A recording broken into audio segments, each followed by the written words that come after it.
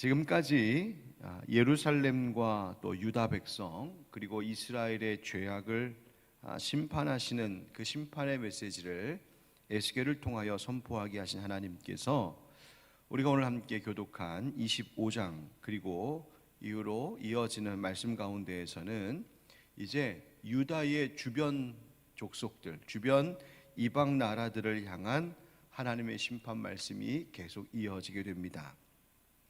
그 가운데 그 첫 시작이 되는 오늘 25장은 가장 유다 이스라엘 백성들로부터 가까운 이웃 나라 네 곳, 암몬과 또 모압, 그리고 모압과 세일, 그리고 에돔과 블레셋이 받을 그 심판의 말씀에 대하여서 들려주고 계십니다.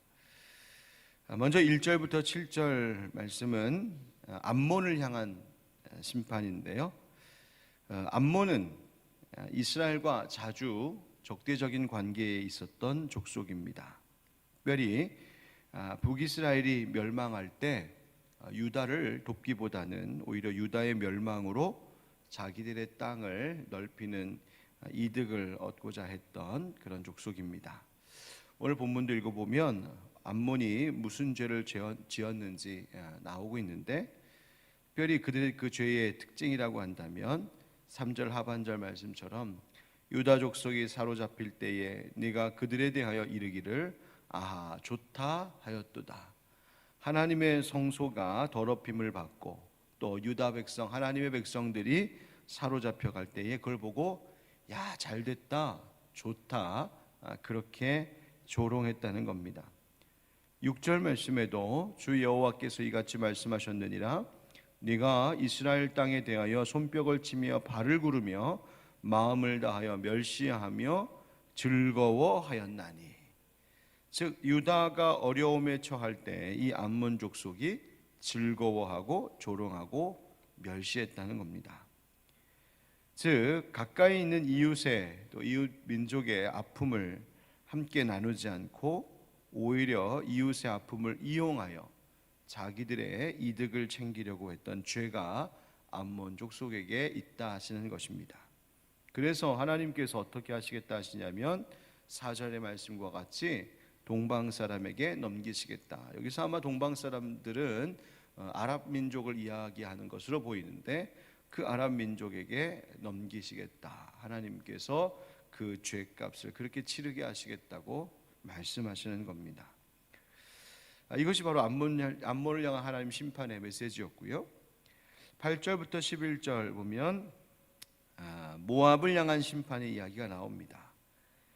모압과 이스라엘의 적대적인 관계는 언제부터 시작되는가 보자면 민수기 22장부터 24장 말씀에 걸쳐 모압 왕 발락이 이스라엘을 저주하려고 했던 그 일로부터 시작되는 것을 볼 수 있어요. 또 여기 세일이라고 하는 것도 나오는데 세일은 에돔 땅의 또 다른 이름입니다. 그럼 이 모압과 에돔의 죄가 뭘까? 성경에 보니까 하나님의 백성인 이스라엘을 조롱한 죄라고 말하고 있습니다. 8절 말씀에 그들이 말하기를 이 모압 백성들이 뭐라고 말했냐면 유다 민족이라고 다를 게 없다. 유다 민족도 다른 이방 족속들과 다를 바가 없다 이렇게 말했다는 거예요. 즉 이스라엘 백성들 하나님의 선택받은 백성이라고 저들이 스스로 자랑은 하지만 그들이 우리와 뭐 다를 것이 없다라고 그렇게 말했다는 것이죠. 즉 이것이 바로 그들이 이스라엘 백성들을 조롱한 것이죠. 저들이 교만해서 저러는 거라고 유다 백성들을 조롱한 겁니다. 그래서 그들에게도 형벌이 있을 것인데 그들에게 임할 형벌이 뭐냐? 마찬가지로 암몬과 마찬가지로 동방 사람에게 넘기겠다 하신 겁니다. 12절부터 14절 말씀 보면 거기에는 에돔을 향한 심판 말씀이 나와요. 여러분 에돔 족속이 누구의 후손입니까? 옛 야곱의 쌍둥이 형인 에서의 후손이 바로 이 에돔이죠. 에돔은 어떤 죄악이 있었는가? 과거 이스라엘 백성들이 출애굽할 당시에 그 가나안 땅에 들어가기 위하여 광야 행진을 할 때 이 에돔 족속의 영토를 좀 지나갈 수 있기를 허락 부탁했습니다. 그때 자신들의 영토를 지나가지 못하도록 방해했던 일이 있었지요. 또 에돔과 이스라엘은 역사적으로 서로의 영토를 뺏고 빼앗는 일이 반복적으로 일어났던 그런 다툼의 역사였습니다. 또 이 유다가 바벨론의 침략을 받고 멸망당하게 될 때 오히려 그것을 기회로 삼아 자기들의 이익을 얻으려고 하기도 했습니다. 그런 에돔의 죄값은 어떻게 치르게 하시겠다고 하시는가? 13절 끝에 황폐하게 하시겠다 말씀하시죠. 황폐하게 하겠다. 이것이 에돔을 향한 심판 말씀이에요. 15절부터 17절까지는요, 우리 잘 아는 블레셋을 향한 심판 말씀입니다. 블레셋은 이스라엘 백성들이 가나안 땅을 정복하려고 들어갈 때 그때 적이 되었던 민족입니다. 서로 적대적인 관계가 계속되었고요. 여러분 잘 아시는 대로 다윗 때에 골리앗 장군이 블레셋 출신이었죠. 그리고 다윗 때 이스라엘이 블레셋을 물리치고 복속시키기도 했었습니다. 그러나 이스라엘 왕국, 통일 왕국이 솔로몬 이후로 분열되면서 유다와 블레셋 사이의 전쟁이 계속 되어졌던 역사를 볼 수 있습니다. 그들은 무슨 죄를 졌을까? 15절 끝에 보니까 옛날부터 미워하여 멸시하는 마음으로 원수를 갚아 진멸하고자 하였도다. 옛날부터 미워하고 멸시하는 마음을 가졌다. 그 죄값은 그 사람들을 끊고 진멸하시겠다. 16절 말씀에 사람을 끊으며 해변에 남은 자를 진멸하되, 하나님께서 그 진멸하실 것을 말씀하세요. 자, 이것이 오늘 에스겔 25장의 대략적인 이야기입니다. 자, 그럼 오늘 이 말씀 가운데에서 우리는 어떤 교훈을 얻을 수 있을까? 첫째, 바로 우리 주변의 이웃들, 주변의 사람들에 대한 우리 믿는 자들의 태도가 어떠해야 되는지를 다시 오늘 말씀을 통하여 돌아보게 합니다. 이웃이 잘못되는 것, 이웃이 불행당하는 것, 이웃이 어려움을 당하는 것을 혹 조롱거리로 삼거나 그들의 불행을 이용해서 나의 이득을 취하려고 한다. 그것이 하나님께서 노하시는 범죄라고 말씀하십니다. 여러분, 이웃의 잘못이나 부족함을 우리가 쉽게 비난해서도 안 되고 누군가의 고통을 나의 가십거리로 삼는 것도 죄입니다. 마치 나는 정의로운 것처럼 정죄하고 멸시하는 것, 나에게는 아무 문제가 없는 것처럼 다른 사람을 정죄하고 멸시하는 것, 그것은 하나님 앞에서 죄가 된다는 것입니다. 여러분, 하나님은 자비로우신 분이시며 공의로우신 분이라고 하시는데, 하나님께서 공의롭다 하시는 것은 그가 거룩하고 그분이 완전하시기 때문입니다. 그래서 그분에게 심판의 권세가 있는 것이죠. 그러나 우리는 그렇지 못합니다. 우리는 완전한 존재가 아니기 때문에 누구를 판단하고 심판할 만큼 공의롭다 말할 자격이 우리에게는 없다는 말입니다. 따라서 우리는 누군가의 그것을 정죄하거나 멸시하는 것이 얼마나 하나님 앞에서 부끄러운 죄인지를 알아야 됩니다. 누군가를 무시하는 태도, 비난하는 태도, 조롱하는 태도 버려야 하는 것이죠. 반면 어떻게 되어야 될까요? 누구에게든 선하게 하고 복을 비는 태도를 갖는 것이 하나님께서 우리들에게 원하시는 태도입니다. 우리 주변의 이웃들을 향하여, 여러분 주변에 있는 분들을 향하여서 비난과 조롱이 아닌, 멸시가 아닌 축복과 선대하는 태도를 갖는 우리 믿는 자들 될 수 있기를 간절히 주의 이름으로 축원드립니다.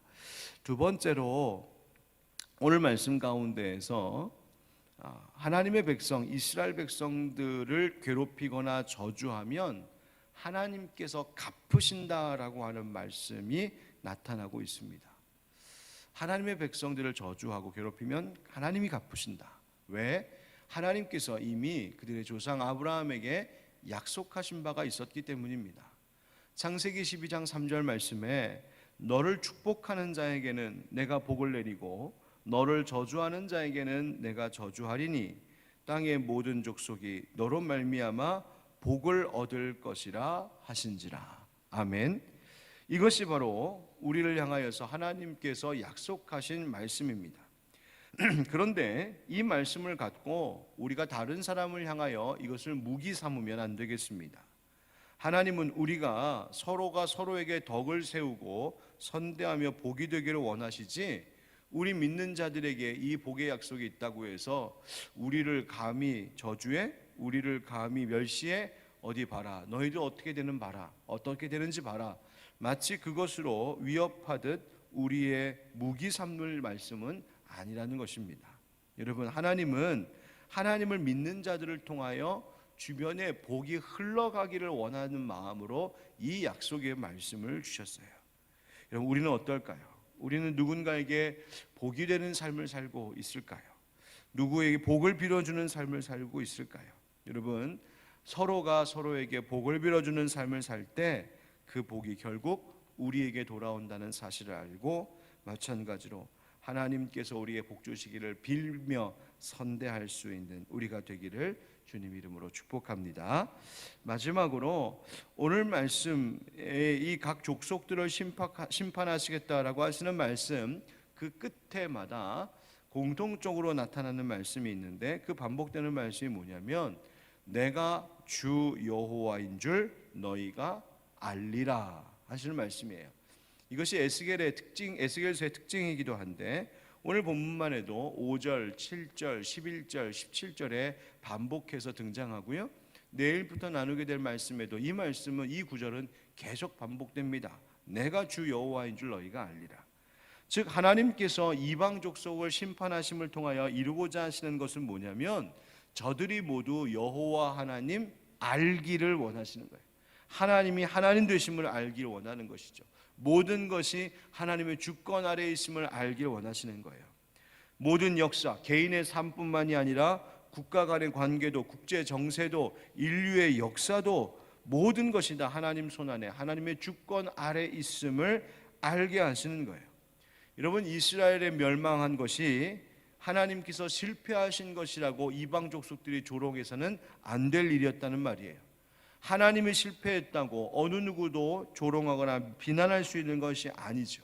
오히려 죄에 대하여 진노하시고 심판의 권세를 가지신 하나님을 두려워할 줄 알아야 했던 것이죠. 여러분, 우리가 어떤 일을 겪을 때마다 그 일이 좋은 일이든 혹은 어려운 일이든지 간에 그 일로 인하여 얻게 되는 우리의 결론은 무엇이어야 하냐면, 하나님, 그래서 하나님이 나의 하나님이십니다, 하나님이 모든 것의 주인이십니다 라고 하는 하나님의 주권을 인정하는 바로 그 고백입니다. 사랑하는 우리 하늘빛 광성교회 형제 자매 여러분, 또 새벽에 함께하고 계신 우리 기도의 도역자 여러분, 오늘 이 말씀, 내가 주 여호와인 줄 너희가 알리라, 우리가 무슨 일을 겪고 당하든 우리의 마음의 깊은 곳에서 하나님을 하나님으로 온전히 알고 고백하는 그 참 믿음의 신앙 고백이 우리 가운데서 일어나기를 주님의 이름으로 축원드립니다. 아멘.